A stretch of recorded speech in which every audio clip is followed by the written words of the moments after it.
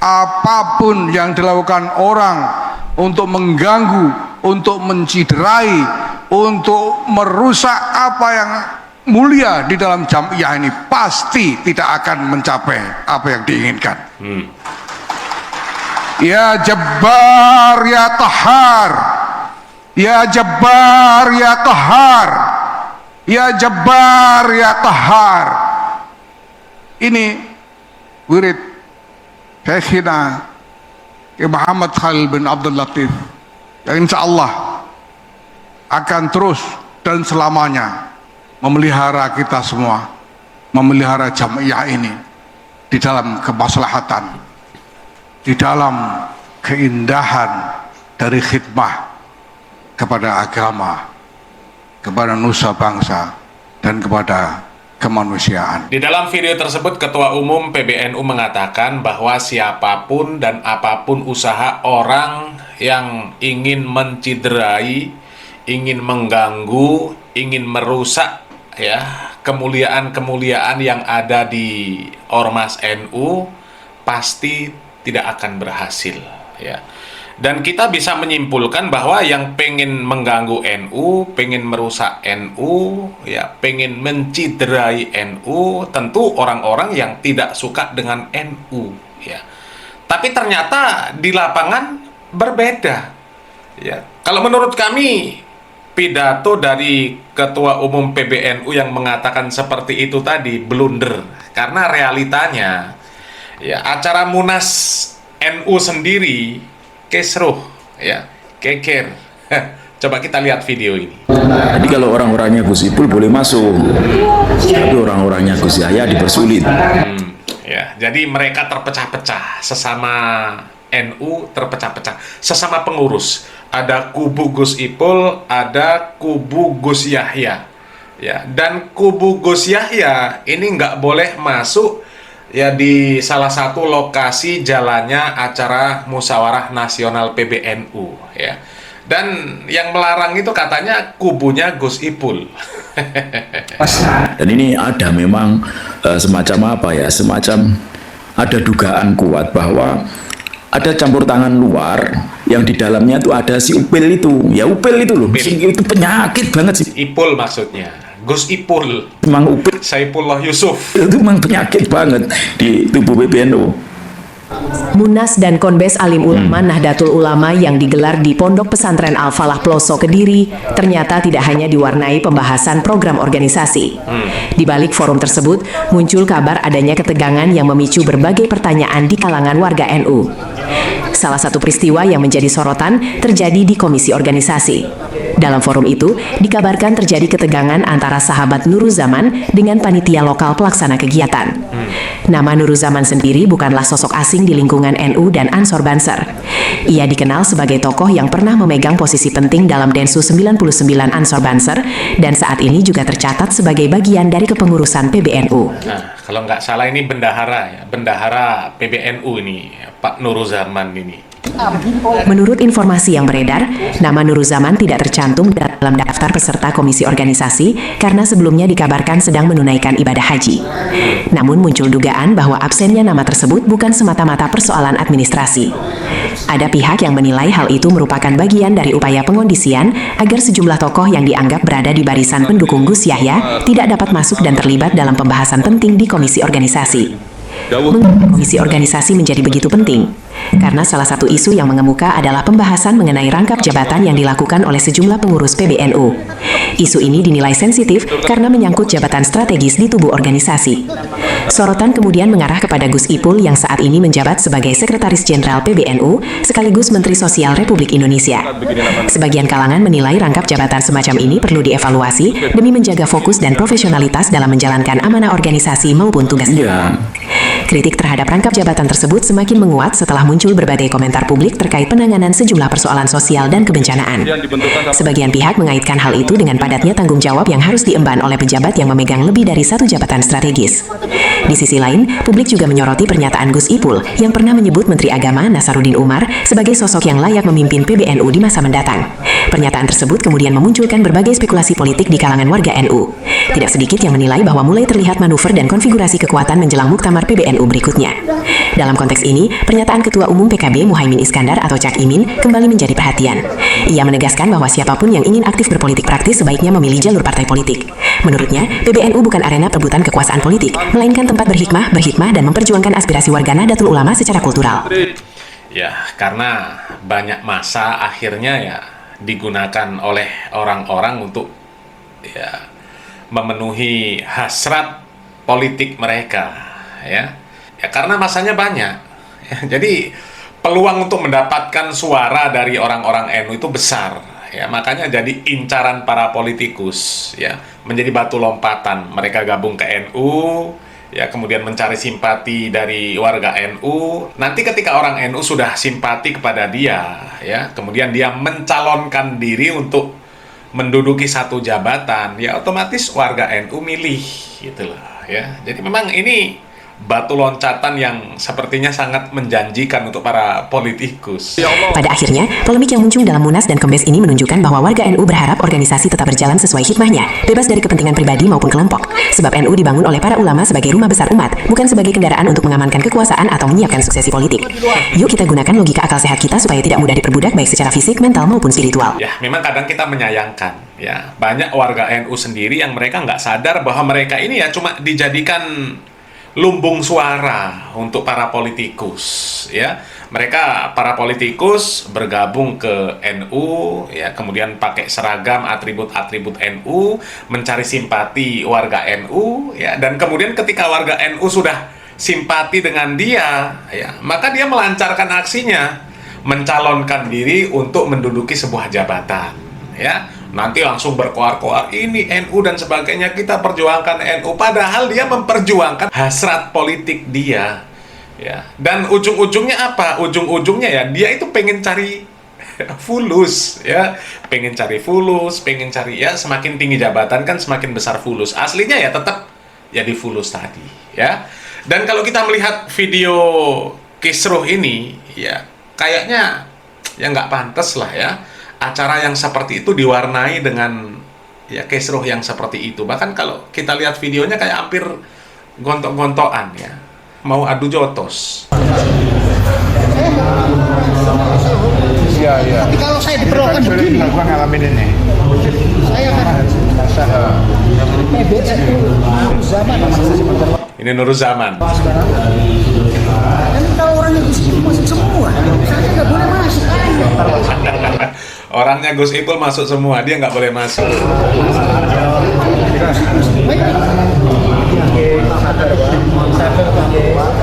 Sabar dari tadi yang lain masuk, saya dibiarkan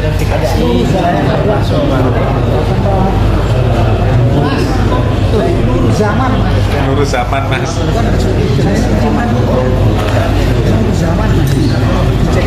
Mungkin dikiranya nggak dikenal dia kan. Jadi nekankan terus, saya Nurul Zaman mas, Nurul Zaman mas. Kamu ngerti nggak? Maksudnya kan gitu. Kamu ngerti nggak siapa saya? Nurul Zaman mas, bendahara PBNU. Saya dari kita tolong saja. ID-nya tolong kita. Ini ambil oleh yang mengaku saya sebenarnya. Kalau tidak percaya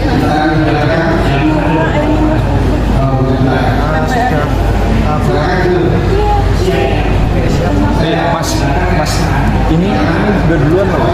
Usia loh. Ini agak jabatan menteri dari ketua PBN. Mas santri, awas, jangan diperalat ini. Orang mau ngurus NU masa kita biarin. Dawuhnya Mas Syekh kita loh, dawuhnya Mbah Huda. Jangan sampai ada keputusan soal ahwa yang nggak boleh. Kasihan santri-santri dibentur-benturkan sama kita pengurus PBNU nih, Kasihan ya Allah. Kasihan santri dia dibenturkan begini namanya. Santri pelosok malah dibenturkan dengan pengurus PBNU yang ingin menjaga maklumat para masyayikh ya Allah. Hah? Hah? Dia bisa masuk ya? Supaya susah sekali. Santri-santri kasihan dibenturkan sama pengurus-pengurus PBNU yang mau menjaga jauhnya para masyayikh, ya Allah. Kamu minta waktu di mana? Saya jadi tumbang orang lain dan saya tidak pergi haji. Oh. Oh, emosi. Maunya apa? Ya, terjadi keributan ini. Coba ya. Sampai tegang gitu. PBNU Pak, siapa yang bertanggung jawab di sini? Mau apa? Jangan begitu, ini PBNU Pak. Kita melindungi PBNU. Saya pendapat. Ini PBNU Pak. Jangan macam-macam. Siapa yang bertanggung jawab di sini? Ayo sini. Coba. Saya minta masuk ke Ya, santri dibenturkan, santri-santri dibenturkan, kasihan. Santri-santri, ya Allah. saya pesen satu. Saya baru tadi satu. Saya paling akhir masuk, yang lain suruh masuk semua. Masuk, Mem. Masuk, Mem. Masuk. Siapa yang menghalangi kita berhadapan di luar? Ini PBNU Pak.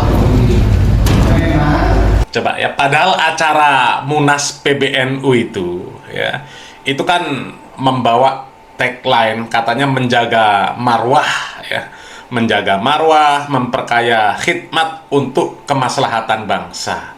Tapi diwarnai dengan kisruh-kisruh yang seperti itu ya. Bahkan ada lagi nih kisruh waktu di apa ini, putusan tentang penentuan lokasi muktamar ya, itu juga kisruh ya. Coba kita lihat videonya nih ya.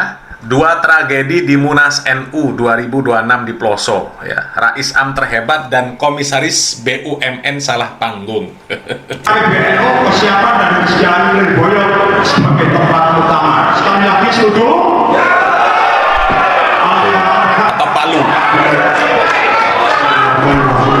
Sudah diketok palu tentang penentuan lokasi muktamar, tapi banyak yang nggak setuju.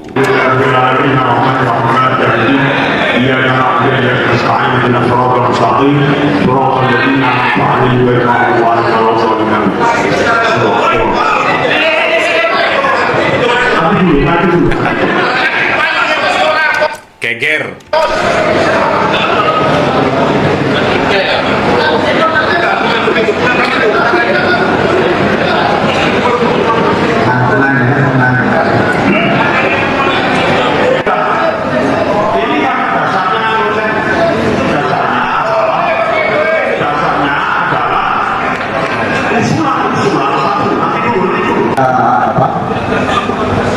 Utamakan.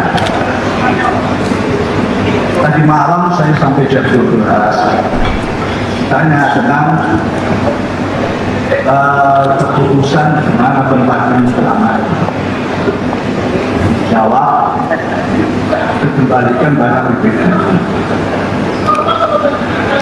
Saya kaget, dan ini haknya PBBW.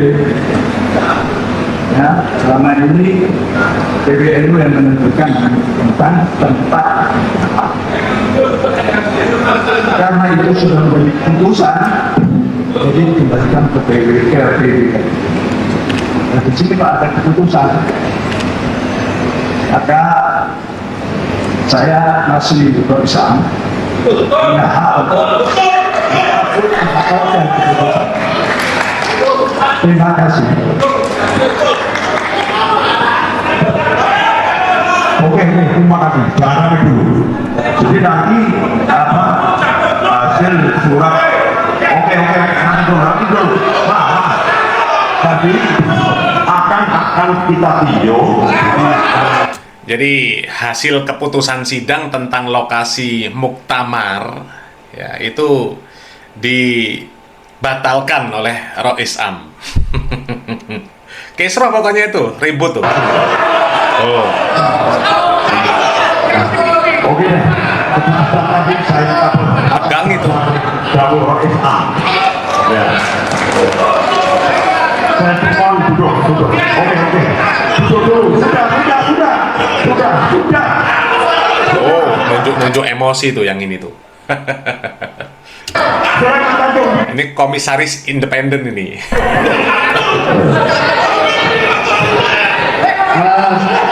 Terima kasih. Sudah dicabut. Oh, saling tunjuk-tunjuk tuh. Nabi Muhammad Padahal di sini ada ya sesepuh-sesepuh NU, orang-orang yang sudah tua, yang ya harusnya nggak layak lah ya ketika orang tua seperti ini, ya sesepuh seperti ini dihadapkan dengan tragedi-tragedi yang seperti ini. Kan kasihan, ya apa nggak sedih melihat para pengurus NU seperti ini. Ini kan Mbah Yai Anwar, ya Mbah Yai Anwar ini pimpinan Pondok Pesantren Lirboyo, ya apa nggak kasihan? Ada juga Kiai Nurul Huda Jazuli di sana, ya. Innalillahi wa inna ilaihi rajiun. Ini adab dan akhlaknya di mana gitu loh, ya. Ya Allah, kami jadi inget si Gus-Gusan, Gus Kondang, bukan Gus-Gusan, Gus beneran. Kami jadi inget klaimnya dari Gus Miftah, ya. Gus Miftah pernah mengatakan, ya pokoknya urusan pondok lah, urusan pondok itu kalau kalian itu nggak ngerti tentang pondok ya main ke pondok biar tahu, supaya tahu bahwa kami ini orang-orang pondok ini diajarkan adab dan akhlak yang paling lembut. Hormatilah lembaga yang sudah ratusan tahun menjaga moral bangsa.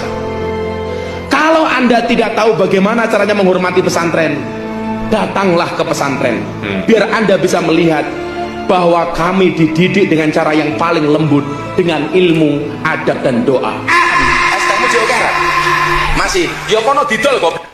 Coba, ya kan nggak sesuai antara klaim ucapan ya dengan realitanya, kan nggak sesuai. Katanya diajarkan adab, adabnya bahkan yang paling lembut, ya. Tapi kelakuan dia. Londe paling murah 1 jam 200.000. Suara rakyat 5 tahun dibeli hanya 20.000. Berarti lebih mahal suara rakyat apa londe? Hidup londe. Ayo. Kalau cinta tak direstui, dedek bayi jadi solusi. Dedek bayi jadi solusi. Kula niku bersyukur Budayati elek. Mila dadi sinden. Layu dadi londe tadi. Iya. Cocok buatan deh. Suarane enaknya kayak ngomong. Apa meneh desane? Itu katanya diajari adab yang paling lembut. Kan nggak sesuai antara klaim dengan realita gitu loh. Ya nggak sesuai. Begitu juga ya dengan yang disampaikan oleh Ketua Umum PBNU. Ya, katanya siapa saja yang pengen mengganggu, pengen mengacau, pengen ngesro, pengen merusak, ya kemuliaan-kemuliaan yang ada di NU nggak akan berhasil, ya. Ya, kalau kita lihat justru yang mengesro, mengganggu, merusak, ya mereka sendiri.